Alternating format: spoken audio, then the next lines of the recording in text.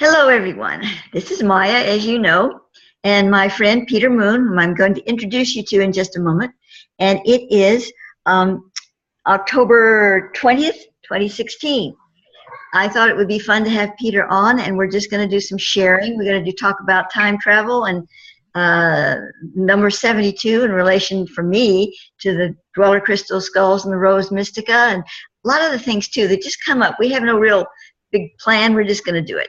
So before Peter gets going here, I'm going to just mention how we met very briefly. I believe it was somewhere like in 1993, 2 or 3 or something like that. And in those days, I was writing my Temple Doors issue. Of course, there's no internet, nothing like that.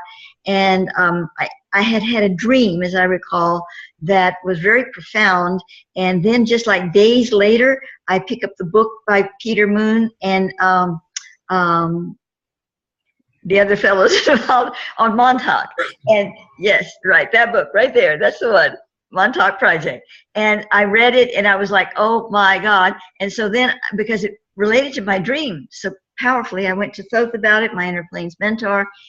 Yes, so I wrote an article on that for the information, and I put it out in Temple Doors. Well, all of a sudden Peter calls me. I never really figured out how he found out about it, but he calls me and we start talking and we share and, you know, whatever. One thing leads to another, and I contribute just a little bit to 2 of his later books. The interesting thing is, though, is that these many years later, like it was, I think it was last year, and many of you know that I have a presence in Second Life, the virtual world of Second Life, and I do spiritual gatherings and meetings there. And so I was having a gathering, and one of the people that was one of my regular attendees, not someone I talk to all the time, but a regular attendee, she was there, and I happened to say something about this and that, and oh, that was when Peter Moon's book came out and blah, blah, and I said that, and she raised her hand and said, hey, you know, I was the one that read in Temple Doors your article, and I knew Peter, and I put the 2 of you, I told him about you. And I thought that was absolutely amazing. What are the odds, right? So it's just one of those universal things, and it's always stayed with me. Okay, that's what I'm going to say. I'm going to introduce dear Peter here to you. And Peter, why don't you tell us a little bit about yourself briefly, and we can get going on this. Okay. As Peter Moon, I'm the ghostwriter and publisher of this book, The Montauk Project, Experiments in Time, with Preston Nichols. And Preston Nichols was a scientist who was involved in time travel experiments at Montauk Point, New York. And after I wrote this book with him, I attempted to verify those experiments, and I had a lot of interesting adventures through the principles of synchronicity. So I've learned a lot about that over the last 25 years, actually. This book will have its silver anniversary this May. So, and of course, the woman who introduced the 2 of us, who also goes by the name Maya, is a very interesting character in and of herself. And she was the first person to write in after the Montauk Project book was written and say that she was a part of the experiments. Ah, amazing. I didn't realize that last thing that you just said. Well, yes, it's become very fashionable or in vogue to say that later. Yeah. First, and she provided specifics, and I actually saw her move in time in a way that I've never seen anybody else move in time. So she has more credibility to me than anybody I've ever met in that regard. Yes, yes. Well, you know, my interest in the time travel thing at this point has to do with the Osiris Rising project that I was given under my New Star Inner Academy, which by one name or another has been going on for like 50 years. But this Osiris Rising project began just about a year ago, and I was sort of assigned it by Thoth, or requested it by Thoth, and I've been working with it. I won't go into all of that because it takes too long. If you want to know a lot of this stuff, you're new to it all, we'll have links provided where I embed this video for Peter and for me. But in the Osiris Arising Project, very briefly, it has a lot to do with a lot of things, but the basic thing is the ascension energy, the Osiris arising. It's not just symbolic though. It has a depth of the consciousness of the connecting to archetypal understanding, but also to actual souls that Thoth calls the dwellers. In fact, he's one of them. And he says there's 72 dweller beings. They have other titles too, just like people in life do, but they are also what he calls dwellers. And they are through various dimensions and whatever, but they've all incarnated on this planet at one time or another. And when they did, at one of their incarnations, they have left a crystal skull. It won't go into detail, but it's not like their skull just bam turns to crystal and falls off their head. It's not that kind of a thing. It's like the coating of the brain and the whole thing is coated. The coating is taken and put into crystal, and the crystal skull is created that way. So anyway, there's 72 of them. And there's also 72 petals on the rose mystica. And that is, I don't know enough about it yet, but Thoth gave this to me like in the 80s, and it is in the center of the Areopax formation that is the portal opener. So you could say the rose mystica activates this divine molecule that's called the Imstra molecule at the very center of the portal opening. It goes down to microscopic level, it goes up to universal level. So you can phase match it to any one of anything, anywhere, you know, and it's a broad topic, not getting into it here. But what I'm interested in is understanding more about, because it deals with time travel. It deals with what Thoth calls Timewalkers, another broad topic. But right now we want to hear more from Peter than from me, but I'm just trying to get these things in here for more than anything for Peter to hear, so he can kind of like just feel it and see what comes up for you, Peter, when you hear these things. Well, to contextualize what I've learned in the last 25 years, particularly lately, with regards to the sort of matrix that you're dealing with, when you mention Osiris, of course, he was the dying god. He represents the age of the dying god, which is more or less the age of Pisces, in the Egyptian pantheon. And of course, the symbolic story of him being cut into 13 parts, and the last one being the penis that was not returned to Isis. This is symbolic of regeneration. And when you talk about the 72 what's the word you say? Petals? Yeah, the rose mystica. Rose mystica. And also the 72 dweller crystal skulls. It comes in two places there. Yeah. Right. The Rosicrucian model, or the alchemical marriage, is of what they refer to, is all based upon this idea of rectification and what's called the hidden stone. The hidden stone, sometimes called the periphery stone, the purple stone, also corresponds to the stone in Mecca, which was a much bigger stone, and according to some was the part of the capstone of the pyramid. This goes into very deep constructs of magic. And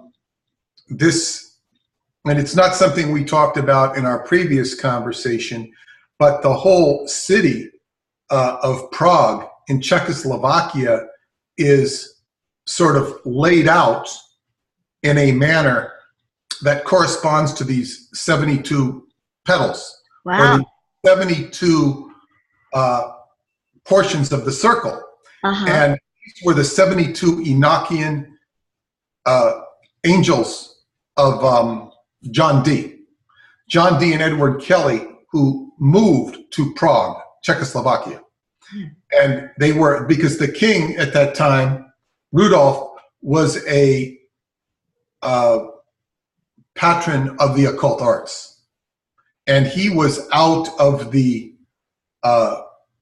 zone of the Catholic Church. He was like a heretic, any way you want to look at it. To what degree he was chastised or condemned, he was pretty powerful in his own right. But he was bringing in this new consciousness of the occult arts, and it's all in the name of alchemy, which is the transmutation of base metals into gold or into higher consciousness. Back to there's so many metaphors we're dealing with here, including, the stone of Mecca being an alchemical part of an alchemical ingredient that was all tied to this whole schematic.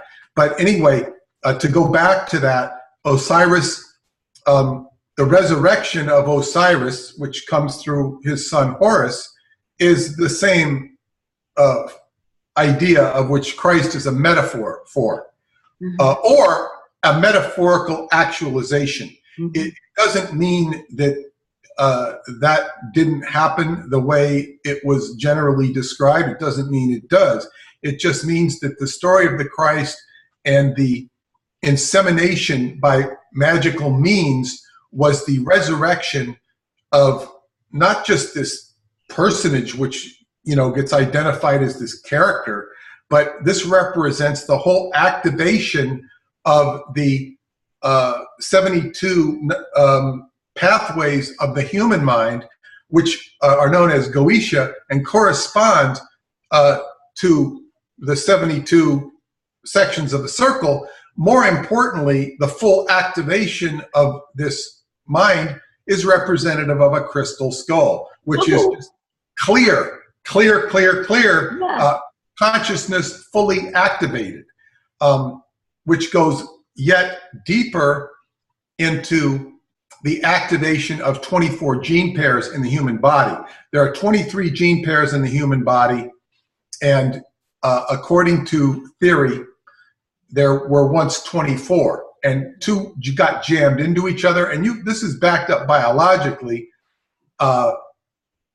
And when they get unjammed, theoretically, this would create a fully activated human being with the crystal skull, and with perhaps, I've always theorized, the ability to shapeshift, because the DNA is malleable. And this is, you see shapeshifting when a baby, before it is born, it goes through these stages of being a polywog and a tadpole and these various things, and like a frog-like looking thing. So you see, there is the DNA is a malleable thing, but when you have this full, and the DNA all corresponds to the Kabbalah, so when you have this complete, literally resurrection of the paradigm of the Kabbalah or the human body or the full consciousness, this is where it gets into time, is you have a delivery of, now we're back, the hard drive of the computer has been cleaned, has been cleared, and is now ready to put in not only a program, but it's like if you go to the computer today, you can create a website without knowing how to program. Yeah. You could do that in the beginning days. So this is what we're talking about, where you have that holodeck on that Star Trek program where you can, call up and say, this is that, this is this, and you can have a fully activated consciousness. The biggest challenge between all of what I'm saying, which is idealization or an ideal scene, is between then and now. It's, that's time. That is the challenge of time. Mm-hmm. Mm-hmm. Yes, it is. And one point I'd like to make, you said about the DNA and how they got sort of squished together and blocked. Thoth has mentioned that. In fact, I have it in a video somewhere. He doesn't talk about the numbers. He just showed how this DNA thing was like twisted, or there's a blank, something, it's a block in the DNA. And he said when that's lifted, then this can flow through. So I'm absolutely sure, as sure as I can be of anything, that what you're saying is what he was saying. The block, yes. See, the block is the whole key, because, and you can call it the keystone, and this is what they would call it in Freemasonry, the keystone, because the keystone, holds all the blocks together. So the keystone is representative of the capstone. Right. the pyramid, which is missing. And you can even, you know, the pharaoh's headdress is representative of the capstone. The pyramid at the top of the head is, you know, this is a pyramid at the top of the head. Yes. This is ancient training, and in the area where you would have your pineal gland is your king's chamber. So all of this incredible metaphorical references and allegory in the Great Pyramid is very interesting, because it all conforms to a certain pattern, and it gives mankind, or those who study it, a tremendous hope. The problem is mankind, despite whatever positives it has, it's lucky to be alive in a lot of regards, but it is in a diminutive or deviant form when we have the top of the food chain indulging in incredibly sinful behavior, for lack of a better word. Yes, yes. You mentioned something about in the brain in the 72. Thoth speaks about the golden city, and the golden city is a place in the brain. I don't think it is the pineal gland, but it's stimulated by that. And then the golden city is also a space of consciousness that creates an actual realm in the New Era Star experience. So you have it's almost like a holodeck, a hologram of the realm coming out of the brain. And because when you were talking about the 72 points or something in the brain, I just saw it. I saw that that's the plaza of the whole thing. That's the city inside the brain. And then out of that, as we receive our pure gem bodies, that comes out of the Imstra molecule opening, the block being released, and the rose mystica opening, flowering at the center of the rose mystica is the Imstra molecule, and that is the quickener. That is the activator for the pure gem body. As the pure gem body comes upon us, in us, then we experience the New Era Star reality. And so, I'm simplifying it here, but what you were talking about, to me, really related entirely to that, really. Yes, and this is akin to something called the 1,000-petaled lotus in Eastern thought. And, you can find it, look up 1,000-petaled lotus, and it's the full activation of the crown chakra. And of course, what all of this, as they say, the point between here and then is the whole key point. So what I've also taken a great interest in the past 10 years is the art of breathing, because just as the whole human mind is not in a fully conscious state, nor are the lungs being full with their full lung capacity. So by beginning to breathe and fill all 5 lobes of your lungs, which feed your different internal organs, you will not only elongate your life, but you will get more oxygen in your brain, and you will become more fully activated. And so this is Qigong, which means breath work, also spirit or life work.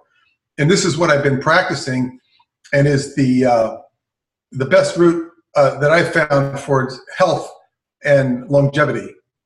Absolutely, and Peter gave me an exercise to do that I have done. Got sort of lost in the track with all my work right now, but you're reminding me to get back to it. And I really need to work with that, because I believe in that as well. And I've always had a difficulty breathing in my life. I just came in holding my breath. Well, yes, and breathing is the in and out of life, the in and out. And one of the most important things in Qigong is to be reminded to do it. Yeah. And it's a certain point you don't need to be reminded anymore. You'll remind yourself, but it's like we all need to be reminded to do it. Yes, but to steer this into time travel, which I know you wanted to do. Yes.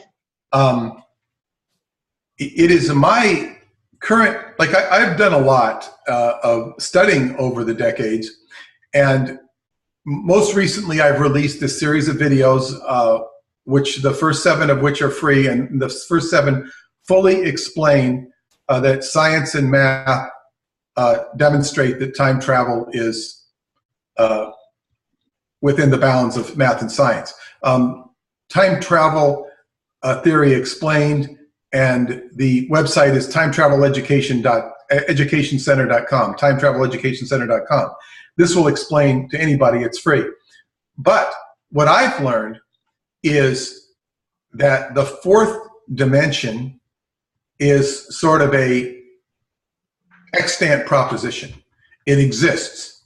It represents all the events are all going on simultaneously. This idea is not new to physics, of course. They will tell you this, but the realization of it is very sobering, because you have time is happening all around us. You are in, all of us, each one of us is in a here now situation. So when we consider all of these other dimensions are the 4th and above, which I will be doing some more work on those as well, as in terms of explaining them. These are what you might call, well, we are in a deviant timeline from what might be called the original 4th dimension. Yeah, that's what my sources say as well. Thoth says, yeah. Yes, a deviant situation to where we're off in our own little universe somewhere, and the game is, you know, where the hard drive crashed, if we use computer terms, and it needs to be cleaned up, and each one of, and so we not only need to clean up our own, we need to clean up the collective that we're involved in with all these other trapped megabytes or gigabytes that are, you know, this is the challenge. And when we get back to clearing off the mental dysfunction, then we can go back and see what time is, how we fit into it, and how we can create new time. Yes, yes. My sources talk about the time walkers. Now they're being specific here. There's a lot of time walkers. Okay, we've got time walkers coming out our ears, I'm sure, in this universe.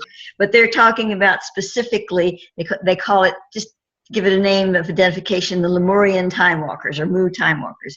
And these are a specific group of souls that were in what he likes to call Mu, because Lemuria is a term that, you know, some people say Lemuria is the Madagascar thing and Lemuria is over here in the Atlantic. Well, he's talking about Pacific. He's talking about the Pacific Mu continent. And those time walkers had a specific purpose. And I don't know all of that purpose, but it basically is to connect, to clean things up, to help work the timelines so that they flow in a more a better order. But they're not like, they can't do it alone. It's not like they're going in there with their little tools and tidying up. They're going in there to go through incarnational spreads, like if you took a tarot deck and you spread it out, and each one had a point of resonance, you know, in these different nodes of time, and they walk through the framework of the archetype on the tarot, and they activate these levels. And so Thoth says that Osiris was a time walker, and that he came back as Horus. And I said, well, how could a time walker be born out of a womb, you know? And we got into that. I won't go into it, but apparently it works somehow. And so, you know, the Osiris soul, according to what I received, didn't continue his incarnations after Horus. He has stayed as the Osirian Horian being, most specifically Osiris, with the mechanism, the etheric dynamic of the pyramid, of what he calls the temple of the risen one, the pyramid of Giza, which has a counterpart called the temple of the morning star, which is, you know, the etheric counterpart. So it's like two pyramids touching together like this. And that is the activation. He stayed with that, holding the resonance in what he calls the vault of Osiris, which is way under what we know is the pyramid. It goes down much further under the sands, and down there somewhere is this vault. And in that vault is the crystal skull of Osiris, but it's also the soul is keeping that activation going. So when we come to what Thoth calls LP40, light principle 40, when the whole planet ascends in the sense of the DNA codes shift from this anchorage and move into world system 2, from world system 1, world system 2, and create the new Earth star, and the rest of it just falls away like dust in the wind. When that time comes, the thing that's going to blast it off is Osiris arising, coming through these stages. He does the fire star Kachina dance. And, you know, you have to think of it as quantum physics. If you think of this soul or this guy in there dancing, it doesn't make much sense. But these are the terms that are being used here. But it's really a quantum physics effect of energy that's dancing, that's going through a pattern that releases this whole framework that's been anchored through this node in the earth, not just this little pyramid that's sitting on top of it. And that's what blasts off the final phase of it all. So that's why it's so important, this Osiris Arising project. But Osiris Arising is also in us. And the things that we do with the vault of Osiris and the golden city and all of this, so that we can come to that. Because who's raising Osiris? It's not the crystal skulls. It's not really Osiris. It's us. It's the human element of the planet reaching its aware state, the platform it needs for this blast off. Then Osiris can do his bit, and the dweller skulls, the dweller beings through their skulls, you know, are doing their bit. So, you know, there's more to it. But back to you, Peter. Well, what you say about the nodal points of the tarot, activating through the nodal points of the tarot. Of course, what I would point out is that the tarot is based upon the structure of the Kabbalah. Mm-hmm. And the Kabbalah, and this was the whole, I talked about this, it might be most cleanly summarized in the appendix of a book called Mystery of Egypt that I published and co-authored. Really all I did as the co-author was put it into a readable English, as well as do the 30-plus page appendix. Mm-hmm. But, and also in the book Montauk Book of the Living, where it explains that the Kabbalah is a two-dimensional reference frame for DNA. Ah. It was understood like that a long, long time ago, but this gets lost, and this is the whole secret of Aleister Crowley's Book of the Law and the secret that would be revealed. It was revealed to me by someone who had studied it and been kicked out of Aleister Crowley's organization. And but basically, yes, this was all after Crowley had been in the Great Pyramid doing magic in the King's Chamber, and he ended up channeling this book, which the hidden meaning of it was all about DNA. And of course, and Crowley didn't even understand this himself, mm-hmm. but admittedly did not understand what the big secret of this book was, but it was expressing DNA. Now, more important than any of that is that DNA, you're talking about the nodal points of the tarot being activated. Well, yes, the nodal points of the DNA are being activated because morphogenesis, which includes the changing of the genetics of the entire planet, cross species, not just one species. You have kids now growing up understanding cell phones better than adults, you know, just because it becomes generational. Yeah. Nodal points would correspond in Kabbalistically to what is called Metatron, or people like to call it Metatron, and which corresponds to Uranus, technology, information. And this is, the kids are being opened up to be informational in a way that the earlier generations are not. A lot of it seems suspect to us because information is very surface. It's only interacted on the surface. However, you will find over time that more information can be processed. We will get volume of information, a better indexing of information, and there is no need to go into deep meditation to cogitate, to do this Walden Pond thing Right. of Thoreau and Emerson, which is all very beautiful, and I'm not minimizing that, but it becomes an outmoded form of thinking, and we lose the poetry, we lose the poetic phenomena with that, but it becomes a practical matter of revolutionary way of thinking, and Thoreau and Emerson in some respects go the way of the dinosaur, not completely, because their information can be indexed and categorized and utilized, but this is what we're dealing with in this new culture.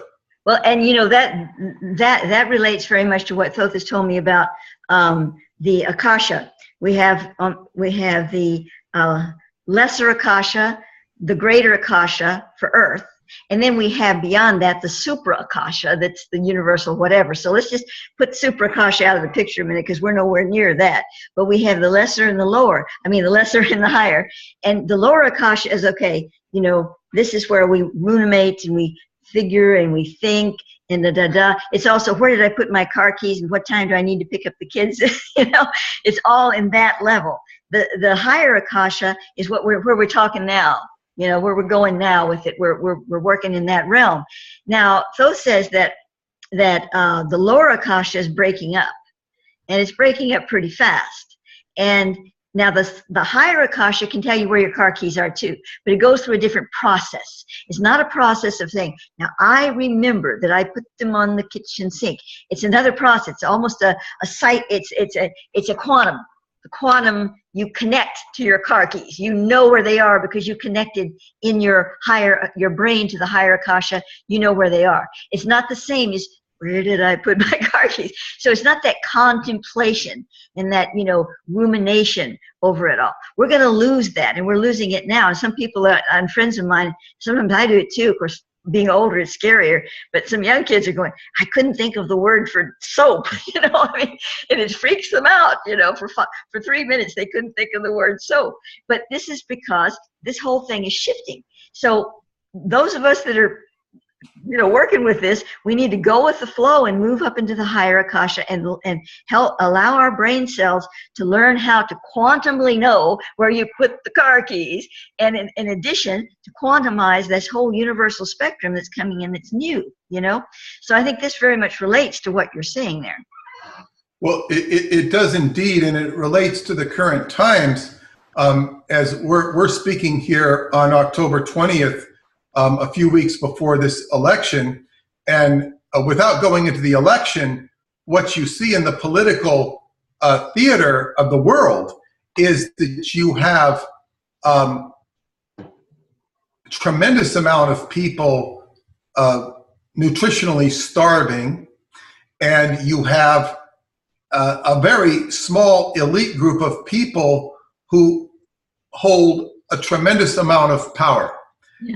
And if they were to completely open up not only their hearts, but their pocketbooks in order to distribute the resources to feed everybody, it might be just as confusing as it is right now because of organizational dysfunction. Mm-hmm.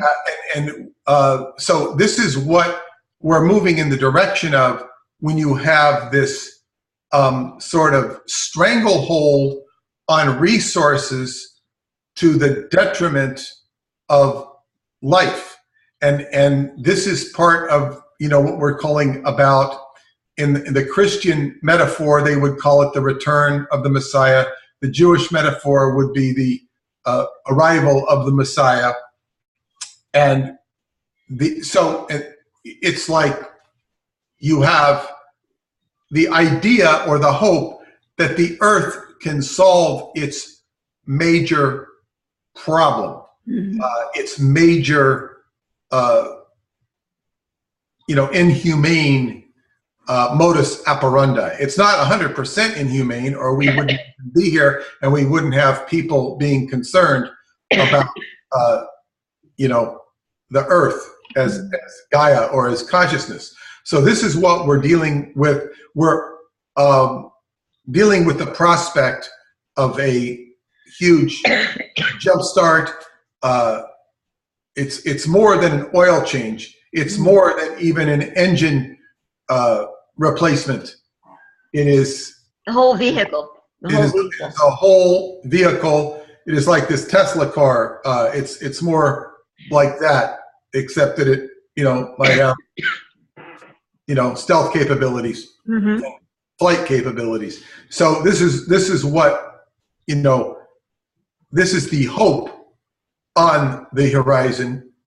And of course, we don't really need to describe the anti-hope because it's something that we've been dealing with since we were born on this earth and first learned a thing or two about life and then, the situation. Absolutely. Wow. Well, this whole deal with the Timewalkers again, they seem to be very much now present for us. It's like, what you said before about now we can access things so much better. Well, that's because, so much faster. We're moving into that higher Akasha, that greater Akasha, but also there's a form of grace involved. And Thoth speaks, it's a long subject, so I won't get into it deeply, but Thoth speaks of the red road and the white road. The paths, the red path, the white path. The red path is the path of the blood, the lineage. I'm working hard so my kids will have a better life. And my grandparents were this and that, and I'm this and that, and we want to know about our family tree, and the Hatfields against the McCoys, and this tribe against that tribe, and cultural lineage. All of that comes in red road. And also making a living. All that comes in red road. And white road, he calls the path of grace. He also calls it the gleaming white pillar or the white stone. And that is manifestation, instant beingness, grace, the grace factor that opens the door to you, and you're not scrabbling to try to get it all together. But it also releases you from the need to consume the flesh, to take upon yourself that you've got to the work ethic and all of this lineal stuff. Now that's not bad. The lineal stuff has its bad points, but we needed it to get where we are. There's a consciousness that works through the blood path that brings us to our refinement and our integrity. But it takes a long, long, long time. and the white stone is that flash. But he says we need them both right now. But what's happening is the white stone or the white path the flow has to be from white to red. Right now, and we've had it for all this time, for a long time, is from red to white. We reach up and touch the white stone, Allah, Allah, and then we come back down into the blood path.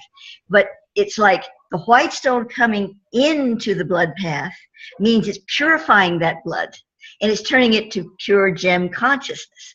So that's the flow that we're working with now. And I think that is what you're touching on when you're saying, we don't have to go through so much agony to get to where we're going now, because information and knowledge and understanding, awareness is helping us move through those paths quicker. That's the activity of the white stone. It's not just knowledge. It is spiritual consciousnness that takes the knowledge, the wisdom, that takes the knowledge and turns it into wisdom. And that's such a slow path on the red road. It can be done, but it's so slow. And with the injection of the white coming into the red, we've got that real, that connection that's just moving us through, and we're getting there really fast. And I think for me, I have a lot of experience with what you said, not being familiar with those particular terms and metaphors, but yes, because what I have written so much, and the way I've been able to do it is through the white path of grace. Grace has entered my life to be able to do this at all, and with some of the recent developments. On the other hand, one of the more, I guess, wonderful virtues that I've had is to make my life pragmatic, in terms that I've been able to make a living off of what I do. However, when it gets to a certain point of getting too much attention, or getting too much credibility with my work, I see what the jealous rage come out in, and this is the red path.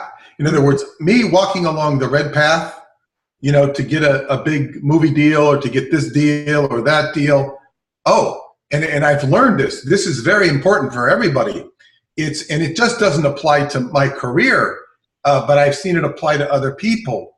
When you get into a position of empowerment, there is just outrage. It might be by your neighbor. It might be by the person who would sign the check to you. I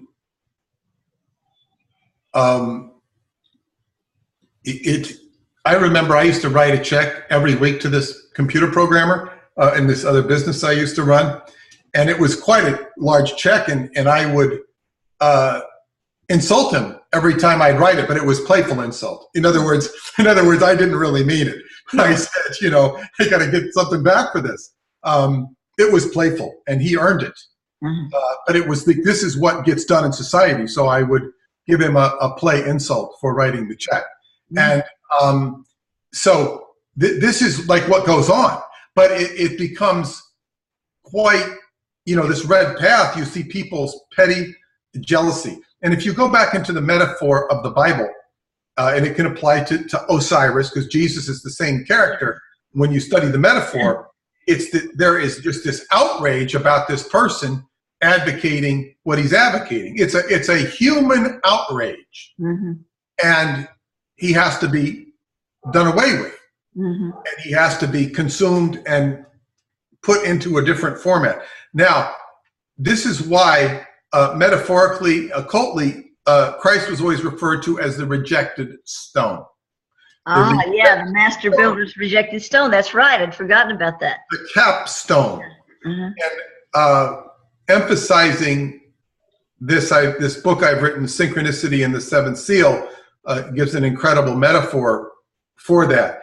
So in other words, you have to follow that which is rejectable. Yes.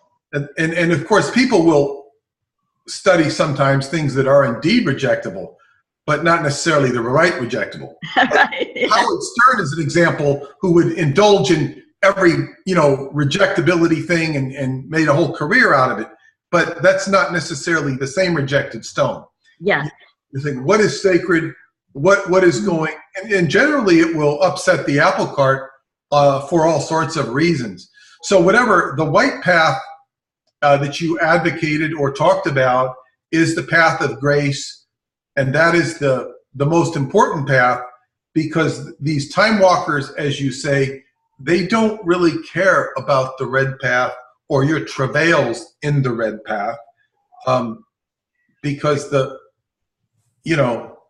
that path is just it's lower. It's lower. Whether we will evolve out of that or not, we would see that in future elections. Perhaps when Pluto goes into Aquarius and we get out of its tyrannical phase. Capricorn is tyrannical and authoritarian. That will be in about 7 years. As Pluto moves into Aquarius, we might see saner politics and more universal politics and you see signs of it trying to break out in the rhetoric of the You see signs of it in the rhetoric, but we're not quite there yet. They're both very much involved in the red path. Well, and Thoth indicates to me that this whole thing that's gearing up here with the elections and all of this is going to create an unprecedented situation on the planet. Certainly we move in cycles of worlds building and then destroying, and through avarice and whatever, and they come up and they go down. He's not saying that that's unique, but we're going to see a unique play, a new drama of that experience, and one that is salvageable in the sense that now is the time that the forces can come together with us through these pathings, rose mystica, all these things that we talk about, and enter the scene with us in a way that they don't save us. They're not going to save us. We're going we're going to transform ourselves, but they're going to be there as our friends and our buddies on a spiritual higher level to give us the codes. And this is where the dwellers come in, that are our codes, but we share it with them. And they're saying, here, you know, this is part of me, this is part of you, and now you're ready. You're ready, and we're going to give back to you the knowledge of how you open these codes and work with it. And we're going to give it to you through the white path. And we're going to inject it into your blood path, and then it's going to be open up and become the pure gem body. So back to what I was saying, we're on a crucible right now. And I don't know what's going to happen, but what I've been receiving is that it's going to be very different. It's going to be a surprise thing, and whether it plays out instantly with this election or just very soon after, things are going to be put into that modality, and it's going to be challenging, and there's going to be a lot of people are going to be very fearful because they're thinking, oh my gosh, the end is here, oh, the latter days, oh, and you know, they're going to take it in a negative way, and it's going to plunge them into fear. And that's where the milk and the cream are separated. That's where the two worlds are separated. And those of us that can hold the consciousness are going to move into what Thoth calls the pyramidus radius matrix of the planet, and there will be prepared for the whole new Earth star jump, the quantum leap. The others we're barely going to see or know exist, because they're going to be in their own little choice by choice, you know, squirming around, woe is me, I'm losing my mind, all of this stuff. And we can help some of them, but you know, it's their choice to accept this path or not. And so, you know, it's going to happen pretty quickly. I mean, that's according to what I'm receiving. What's going to happen, I don't know exactly. You see this happen, I've seen this happen with people who retire and they lose all their reference points, and you know, they're not particularly inundated with family. Yeah, that's a good thing that happens. Only instead of losing your job and not having a family, you know, I mean, to give a reference point, you might be living in a field with other people. And I'm not saying this will happen, but it's like if you're living in a field with other people and somebody comes by and feeds you. It's not a concentration camp per se, but it's benign. But in other words, everybody's having to live in nature and wait in line for the cow's milk. Some people are not going to be able to handle that, and some people will examine and enjoy nature and, you know, as they say, create themselves, because the dead body has to you know, be consumed by the vultures and the carrion, and this is inevitably what happens, to eat up the morsels and then this is nature. So we're undergoing a natural process. Yes. Fortunately or fortunately, the process of nature is dying and being consumed. And of course, and this is part of why the metaphor for Christ is the way it is, because nature consumes. It consumes and it resurrects. Yes. This is just the center point of the Kabbalah, the Tiparet or Tiperet. It's a principle of life, and it's you know, we're talking about it happening on a macrocosmic scale. This is the great hope of the time that we live in. If you grew up in 1950, they would have, it actually goes back to the World's Fair of '39, the city of 1960, and all of these wonderful contrivances and conveniences and modern things like an electric toothbrush, which are a joke today. Even the whole paradigm set forth, even as the 50s, was a joke. It was all modern, and maybe we'd be wearing places living like the Jetsons. Nowadays, the hope is for a consciousness, as we've been alluding to here. Perhaps our perspective will change in another 25, 50 years, but that's what we're living under, this paradigm of hope right now. Yes, absolutely. And you know what we're seeing with the Clintons and the Trumps and all of this, I'm just naming a few, then you know, all over the place. And it's all like in our face, and we're thinking, what happened? Well, it's been there all along, I mean, for a long time. And it's coming out now because what's drawing it out? The poultice. And the poultice is drawing out the pus. And the poultice is higher awareness, spiritual higher awareness that is coming into the masses. You know, we think a lot of people are not, well, they're not, but there's many that are. A lot of millennials, there's a lot of us older ones, but we're all coming together now and we're becoming the poultice. We've reached a level of awareness on this planet. So it's not that we've gone downhill to get this. We're saying, oh, we've digressed, now we have these clowns, you know. No, we're really moving up, because as the vibration moves up, it becomes the poultice, and it draws out the pus. And the pus has been with us all along, but it was, you know, like really down in the skin. This is very interesting. This is a very interesting analogy, because if you watch the media, you will, I mean, obviously, you don't have to have the media report on it to see the pus coming out in the candidates, yeah. But you will see the pus coming out in the reporting of it in the candidates. And if you talk to a reasonably intelligent individual, they will tell you that they're disgusted, not as much with the candidates, although they are disgusted with the candidates, as with the situation itself, and that it's come down to this. They're discussing the pus. They're seeing the pus, and you are quite right. And what we need to do is get rid of the pus. The candidates are incidental. That's right. Help or they cannot help.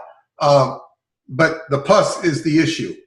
And that's where it comes to the balance of understanding of how to deal with these things. And I don't pretend to know all about that, but what I have received on it, you know, there's the idea in spiritual communities and spiritual that you don't focus on that. If you don't focus on it, then it won't happen. You just don't focus on it.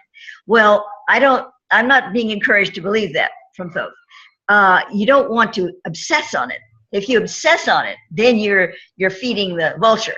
But you look at it and you say, yes, I understand this is here, and maybe I need to know my enemy, so to speak, and understand this and work with it and put some of my energy in a positive, heart-centered way to be the spiritual warrior in regard to this situation. Not get caught up like as a tar baby with fear, anger, name calling, oh, they're terrible, you know, not that kind of a thing, but spiritual, heart-centered consciousness, the sword of truth, moving into the, you know, beautifully cutting, not in anger, but cutting the cord of all of this. And if we all did that together, it would change dramatically quickly. So that is what Thoth, and I say Thoth, you know, I'm using the term because that's the inner planes being I work with, and I work with him in a lot of different ways through the streaming of intelligence, not just this person that's sitting up there talking to me. It's not like that. But I have to use something simple so I can get through these sentences here. So from Thoth, I receive that, you know, we need to do the dance. We need to do the dance of the spiritual warrior with the opponent. But the opponent we have to recognize as part of us as well. You know, we're collectively all as one. And as we do that, we love that opponent, us, but we also understand what needs to be done to bring that energy into alliance with spiritual principle. And we do it. So that's one aspect of it. And as long as we understand that and we don't polarize and go to, or we don't go, oh, I mustn't look, I'm too spiritual, I mustn't look that, I must just pray. You know, certainly prayer is good, but you know, this other aspect has to be brought into alliance with us. And that's the way that Thoth presents it to me anyway. Well, it's well said. And the only thing I think we should end on is just the perspective of time. We're now, as I say, so much of my research lately has involved the mechanics of time, the quantitative aspects of time. I'm currently working on a book, which is posted on my website, The Stardust and Initiation of Time, which also deals with the qualitative aspects of time. But we're dealing here, we're at the precipice of where time is malleable. We're looking at the mechanics and the science of time, so to where it can be viewed as a avenue instead of the be all and end all. Yes, absolutely.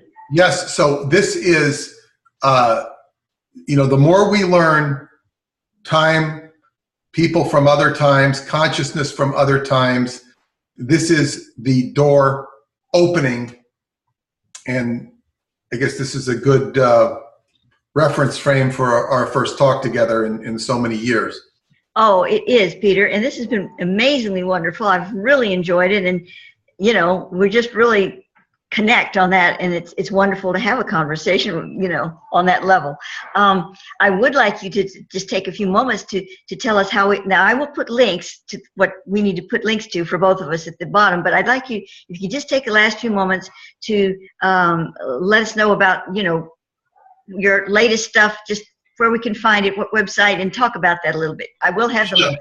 My website that I encourage everybody to go, and you can sign up either as for free or as a paid subscriber. There's different avenues, but the first 7 videos explaining time travel are free. TimeTravelEducationCenter.com, TimeTravelEducationCenter.com.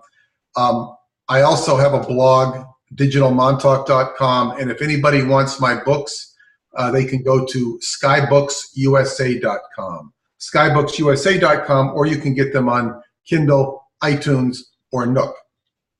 Okay? Great. You said it all there. All right, Peter. And when we finish this, I'm going to ask you to put in the Facebook, if you give me those links, just to make sure I get them in order, and I will put them down, you know, embed them. This has been great. This has been wonderful. And I hope we can continue this off and on, you know, and okay. With a joy. Okay. God bless you. See you later. Bye-bye. Bye-bye.